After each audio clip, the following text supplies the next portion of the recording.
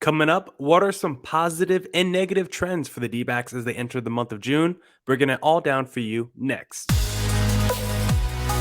You are Locked On Diamondbacks, your daily Arizona Diamondbacks podcast, part of the Locked On Podcast Network, your team every day.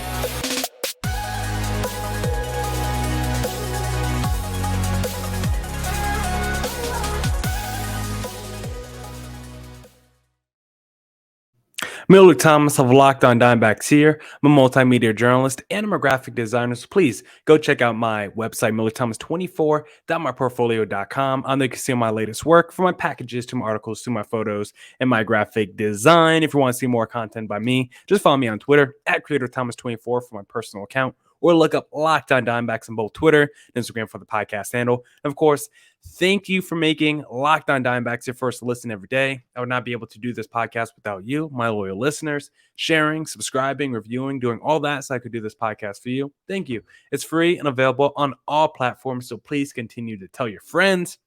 Segment number 2, we're going to be talking about 3 negative trends for the D-backs based off stats from the first 2 months of the season. So segment number 3, we'll do the same thing, but 3 positive trends for the D-backs. But before we get to the positives and negatives about the D-backs 22 season, I first need to discuss that final game against the Atlanta Braves, because the D-backs took the first 2 games against the reigning champs, but they dropped the final game of the series 6-0. D-backs are now 2 games below 500, 25-27 on the season. They're just 14-16 at home, but guess what?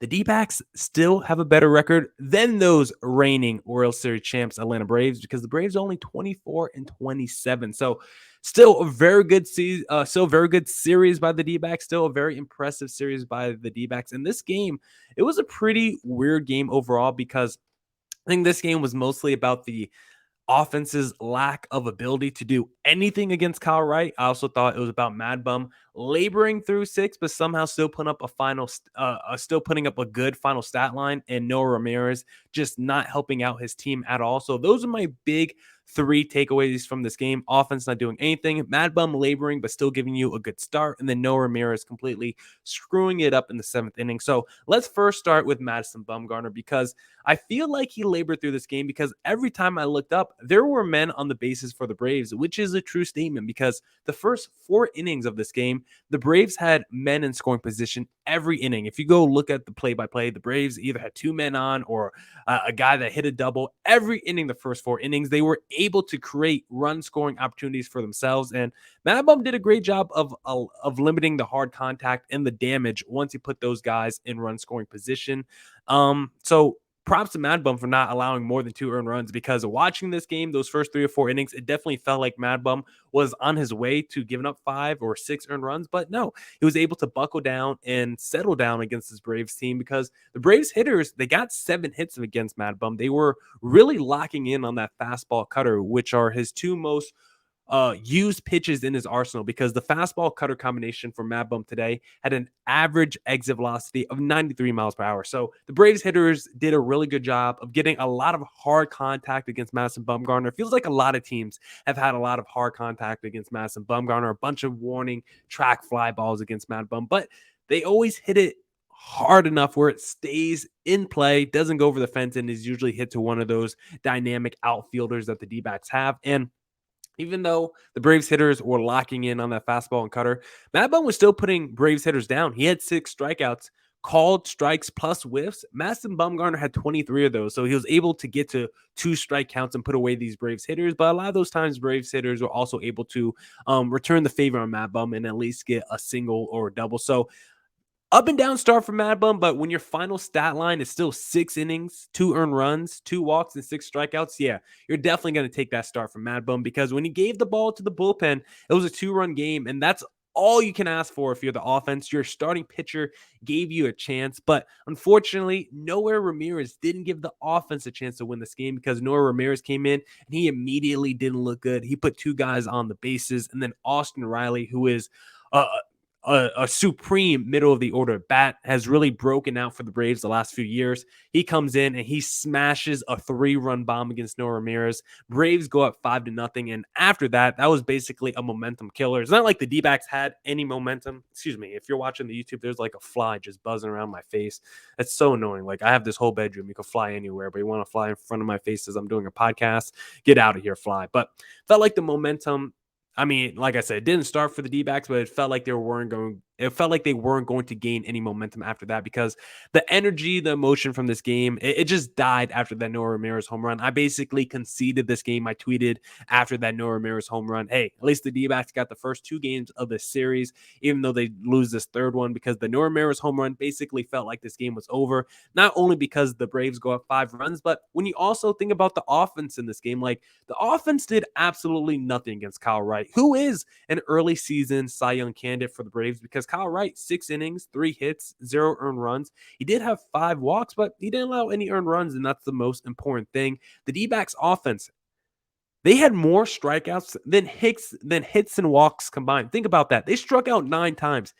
They only had 8 hits and walks combined. They only had 3 hits in this game. They were 0 for 4 runners in scoring position. So the D-backs, from an offensive standpoint, did nothing. Despite it being a 2-run game until the 7th inning, the D-backs were never able to get multiple men on the bases. And when they did get men on the bases, when they did get those few scoring opportunities, they were not able to convert, usually a strikeout or a double play. So bad game by the D-backs offense, bad game by Noah Ramirez, good game by Madison Bumgarner. But now, let's hand out our 3 moons of the game. After every D-backs win, we hand out 3 stars. But after a loss, we hand out 3 moons, because the opposite of a star is probably a black hole. But I think that's a little bit too negative of a connotation. So we're going with 3 moons of the game after losses. And the first moon, I think, has to be given to Noah Ramirez, who gives up that huge 3-run jack in the 7th inning to Austin Riley. Like I said, completely changed the whole complexion of the game. I thought this was the game that the D-backs could have won, even though it was getting later and later into the ball game. If it's a 2-run game as we enter the 8th, yeah, I'm still confident in the D-backs' potential to win that game. The second moon of the game, I think, has to go to Christian Walker, who, after having a great month of May, it looks like June is not starting off on the right foot for Christian Walker, because he grounded into a double play with 2 on in the 5th, and he struck out with a man on second in the 3rd inning. So Christian Walker on the day was 0 for 4 with 2 strikeouts. I might have to check that man on second and third. Might have been a man on third, but I'm pretty sure it was a man on second in the 3rd inning for Christian Walker. But either way, he had 2 run scoring opportunities. He was 0 for 2 in those RISP opportunities, and he was also 0 for 4 on the day with 2 strikeouts. And the third moon of the game goes to Pavin Smith, who had an unproductive out with David Peralta in the 4th. Pavin Smith had an unproductive out after David Peralta led off the 4th inning with a double. Pavin Smith was also 0 for 4 with 2 strikeouts. So the Braves beat the D-backs 6-0, but still, D-backs take the series from the Braves 2 out of 3. The Braves are the reigning World Series champs, so the fact that the D-backs took 2 out of 3 against them, I know Freddie Freeman's not there, because Freddie Freeman smacked us around when he was on the Dodgers. I know the Braves are still a below 500 team, and the D-backs have beat up below 500 teams all season, but this is still the reigning World Series champ, so still a very impressive series by the D-backs. And coming up next, the D-backs have an off day today at the time of you listening, but they play the Pittsburgh Pirates next, so another winnable series by the D-backs. And if they take 2 out of 3 there, they'll be right, a little bit closer to 500, which is always the goal. And eventually we got to get above 500. So great D-backs series win. Very proud of the boys. And now it's time to take down the Pittsburgh Pirates. And I think we're going to do a crossover with Javier Reyes tomorrow of Locked On Padres. But I think next week we'll do a crossover, a little recap series with Ethan Smith of Locked On Pirates. So be on the lookout for that. And the D-backs, after today's game, they desperately need to fix their offense before they face the Pittsburgh Pirates. And if you want to fix your car, you need to head to rockauto.com, because with the ever-increasing number of makes and models, it's now impossible for your local chain auto parts store to stock all the parts you need. Why endure often pointless or seemingly intimidating questioning and wait while the person behind the counter orders the parts on their computer, choosing the only brand their warehouse happens to carry? You have computers with access to rockauto.com at home and in your pocket. Save time and money when using Rock Auto. Why choose to spend 30%, 50%, even 100% more for the same parts from a chain store or a car dealership? Rock Auto is a family business serving do-it-yourselfers for over 20 years. They have everything you can need: brake parts, tail lamps, motor oil, and even new carpet. Go explore their easy-to-use website today to find the solution to your auto part needs. Go to rockauto.com right now and see all the parts available for your car or truck, right locked on in there. How did you hear about us, box? So they know we sent you. Amazing selection, reliably low prices, all the parts your car will ever need. Visit rockauto.com.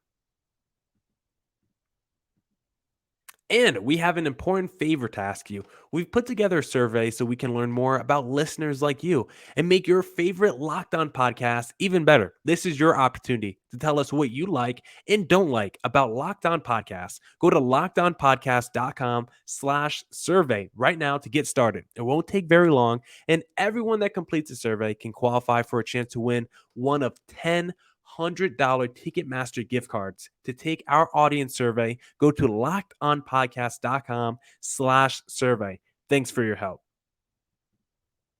All right. Let's get back into the podcast. And now let's do 3 negative trends from the Dbacks season as we enter June. And we're looking at these trends and basing it heavy in stats. So the first trend I want to talk about, Dbacks are terrible at putting the ball in play. Very novel concept, but the D-backs have the second worst ball in play percentage in the National League. Like literally just putting the ball in play. The D-backs are the second worst team, or at least they do it the second fewest amount of times in the National League. Maybe worse is not the right adjective to use, but second fewest amount of times do they put the ball in play in the National League. And when they do put the ball in play, it does not always work out in the D-backs' favor. The D-backs actually have the worst BABIP in the National League, which is batting average on balls in play. So it probably means the D-backs either are pretty reliant on the home run to get a lot of their runs scored. It means whenever they make contact, it's usually turned into easy outs for the defense. So the D-backs BABIP, if that got a little bit higher, I think it would also lead to more runs for the D-backs overall, because the D-backs 74% contact percentage is below league average. It's just not good enough. The D-backs are not that good of a team at making contact, and they're also below league average in making productive outs. Like we saw that today with Pavin Smith when you have a leadoff double by David Peralta. Like the D-backs have to do better with productive outs. Like we've seen that a bunch. Like I don't remember who was against, but there was a game it might have been against the Dodgers where Ketel Marte is that leadoff double in the 9th inning. And then what happens? 3 straight outs. We're not even able to move Ketel Marte over to third base. Like the D-backs, a lot of times, like the small ball doesn't always work for them. Sometimes they try to lay down a bunt. If it's not Dalton Varsho, sometimes it doesn't work out.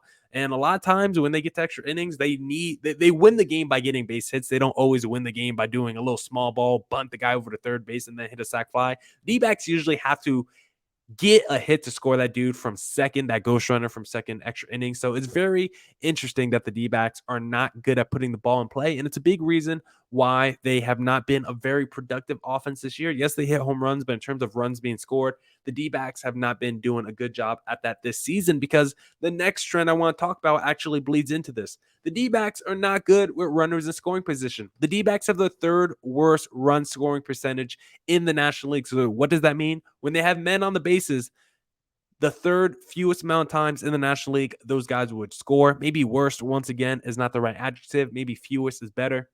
They also have the 2nd worst strikeout percentage in the National League. So a big reason why those guys aren't coming home when there's men on the bases, like we saw today with Christian Walker when he had a run scoring opportunity. The D-backs like to strike out, okay? The D-backs love to strike out, and a lot of times they strike out with big opportunities, specifically runners in scoring position.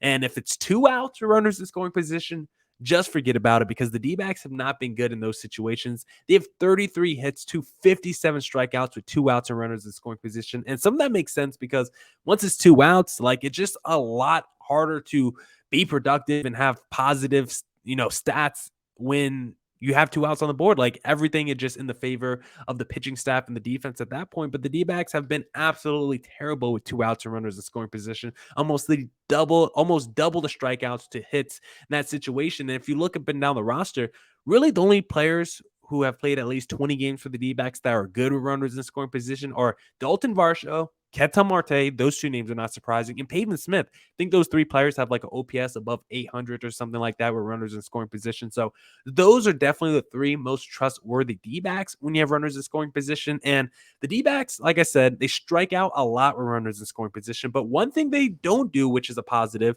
is they have the 3rd best double play percentage in baseball. They don't hit a ton of double plays. So that's one big positive that they do. They don't kill themselves in that area. They don't step on their own foot. They don't shoot themselves in the foot in that area. Christian Walker did that, of course, today. That's why he got one of the moons, because when runners in scoring position, he grounded into a double play. But that typically does not happen for the D-backs. You do not see that ton. So D-backs are not good at putting the ball in play, and they're bad with runners in scoring position. Those two stats definitely bleed into each other. But this next trend doesn't necessarily do that, because this next trend is the pitching staff does not do a good job of pitching to contact, because the pitching staff has a 78% contact percentage allowed, the second worst contact percentage allowed in the National League. And that stat just bleeds into so many other categories, because when there's 2 outs on the board, the pitching staff allows a 718 OPS. I find that pretty high, over a 700 OPS when there's 2 outs on the board. Like I said before, that's supposed to be when your pitching staff, your defense has an advantage,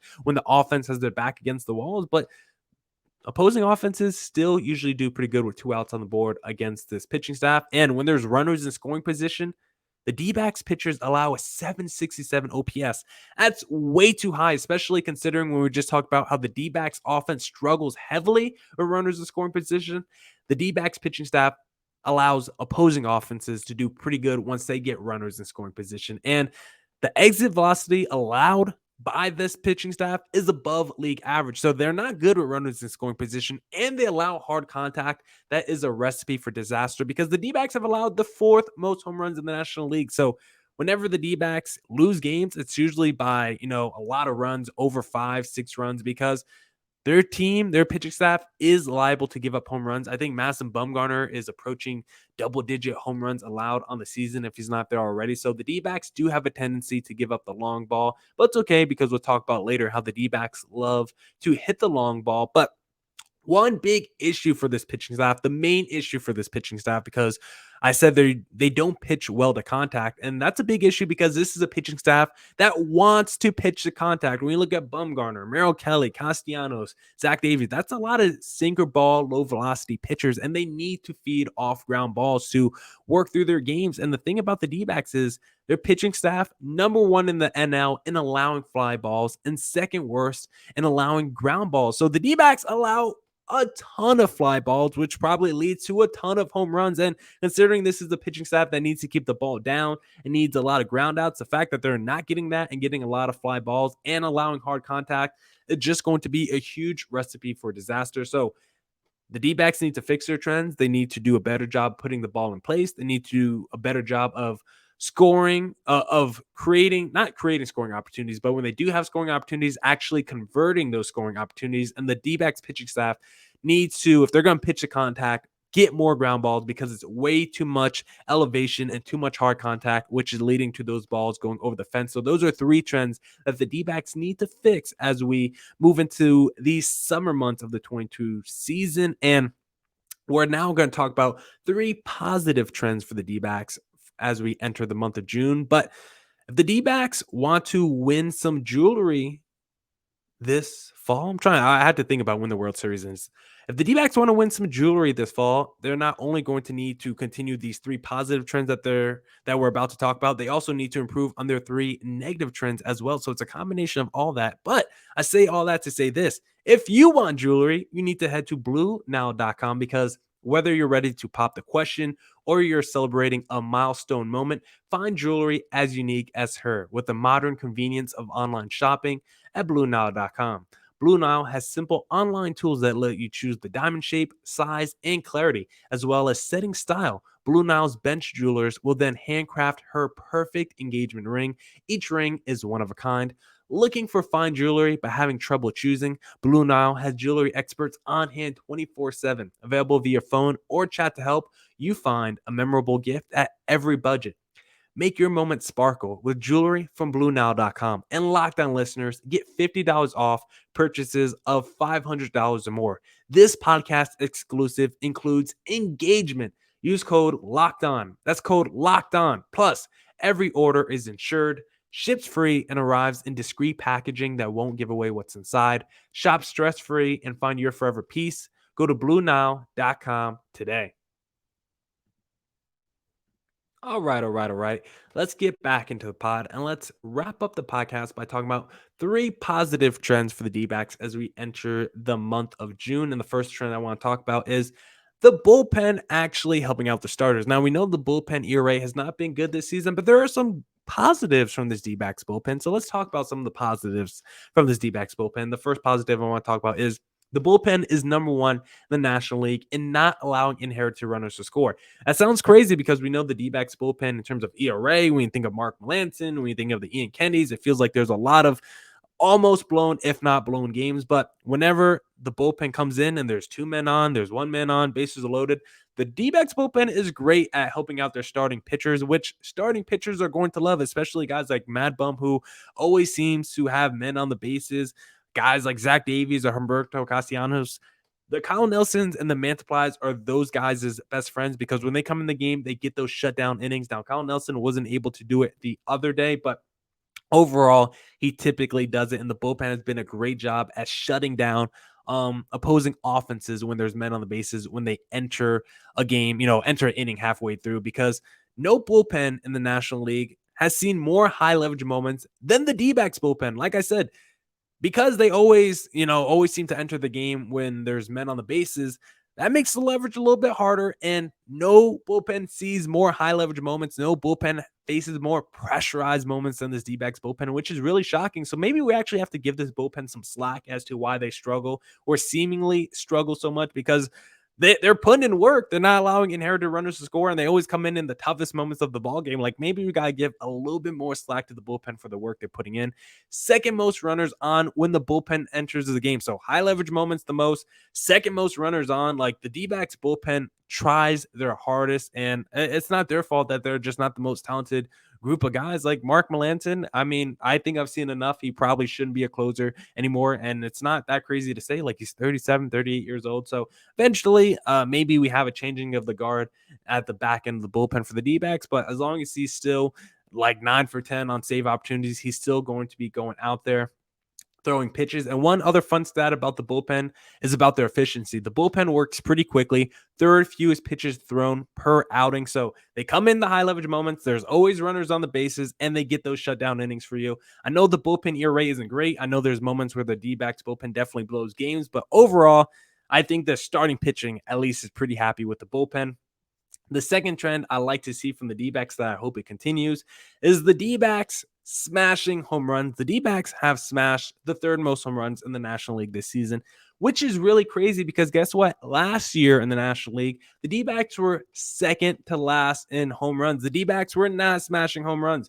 I'm trying to think who led the team in home runs last season. Like, it might have been Ketel Marte or Dalton Varsho, and it was probably like 12 home runs. Like, the D-backs, I'm not sure if they had a dude hit 20 home runs last season. Like, I would have to go back and look at the stats, but the D-backs were, I mean, I could probably pull it up pretty quickly on here. But the D-backs, that was a huge flaw in their game. Like, of course, you're not going to score runs if you can't hit the ball over the fence. Like, that's not the only way to score runs. And because we see it this year, the D-backs are still one of the worst teams in baseball, despite hitting all these home runs. So just imagine if this team was not able to hit home runs. Think about where this offense would be. So we need this trend to continue because they haven't been good with runners in scoring position. A lot of times if the D-backs get a single, you just see Christian Walker or Pavin Smith hit a 2-run bomb that ends up scoring a lot of runs for the D-backs overall. And I'm looking at last year's numbers.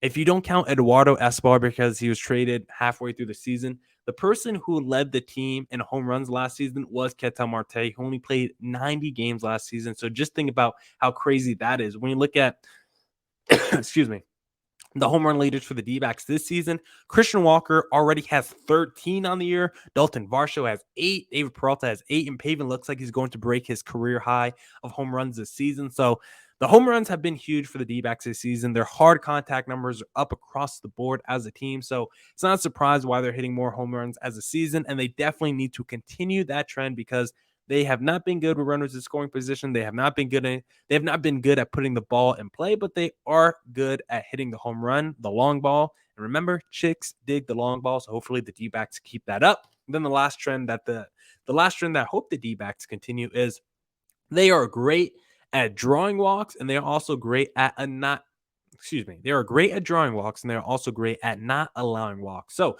the offense is great at drawing walks, while the pitching staff is great at not allowing walks. Third best walk percentage taken by the offense. Fourth best walk percentage allowed by the pitching staff. The D-backs know when to take pitches. They know how to get on base, and the pitching staff knows how to throw strikes. And sometimes they get a favorable strike zone from the umpire. But guess what? I don't care about that. 6 players have above a league average walk rate from the offense. So 6 D-backs players are above league average when it comes to walk rate, while 4 pitchers are above league average when it comes to walk rate allowed. So the D-backs are very good in those areas, like I said. And one of the reasons why the D-backs offense is so good in that area, second fewest swing percentage or second lowest swing percentage in Major League Baseball. The D-backs offense does not just go up there and just hack away at pitches. Like, the D-backs are very patient at the plate. They like to see a lot of pitches. They like to see around 4 pitches per plate appearance, and they do not like to swing the bat. When they swing the bat, they want to make sure they're swinging at strikes. They're one of the best teams at swinging at strikes. They're one of the best teams at not chasing pitches. So I love the patience by the D-backs this season. I love the patience by the pitching staff as well, because they've been able to throw strikes. I think the reason why the D-backs one of the reasons why the D-backs have been so good at not allowing walks this year is because of that philosophy switch with Brent Strom. Brent Strom wants you to throw more strikes. He wants you to attack the zone a little bit more. Like I said before, this D-back staff is trying to pitch to contact. So Brent Strom wants you to throw strikes, and that's what the pitching staff has done. They have not just allowed a ton of free walks this season, which has been a positive for them because, like we said, the D-backs like to give up the long ball sometimes on occasion. So if you're allowing walks and giving up the long ball, those are 2 of the 3 true outcomes that you do not want to be a part of. So overall in the season, D-backs 2 games below 500 as we're sitting here June 1st, 6:30 p.m. But hey, if you told me on June 1st the D-backs were only going to be 2 games below 500 and around 4 games out of the wild card race, I would have told you, sign me up for that every day of the week. And I still think the D-backs are going to finish around 75 wins and maybe stay in the wild card race for the final 5 to 6 weeks of the season. If we're able to get that from the D-backs, I think we consider this a fantastic season. And hopefully the most important thing is be competitive through the summer, because the summer months are the longest part of the sports year. And just watching that D-backs team last season, where it took them 2 months just to get like their it took them 2 months into the summer to like get their 25th win. Like, they didn't get their 25th or 26th win of the season last year till like the first week of July. The fact that they already have it on the first day of June is a huge upgrade from last season. So thank you to the D-backs for giving us a better, more competitive season so far through the first 2 months of 2022. But if we're talking about trends, let's keep that trend going. Let's keep these games competitive, and let's keep watching good Diamondbacks baseball. Now, that's it for this edition of the Locked On Diamondbacks podcast. Thank you to everyone who tuned into this podcast. Thank you for making Locked On Diamondbacks your first listen every day. Go make your second listen Locked On MLB with my pal Sully Baseball. Come back tomorrow for more Diamondbacks news, coverage, and insight. Hopefully we talk to Javier Reyes of Locked On Padres, doing early season winners and losers. So tomorrow should be a fun podcast. And as always, stay safe and stay healthy. Deuces!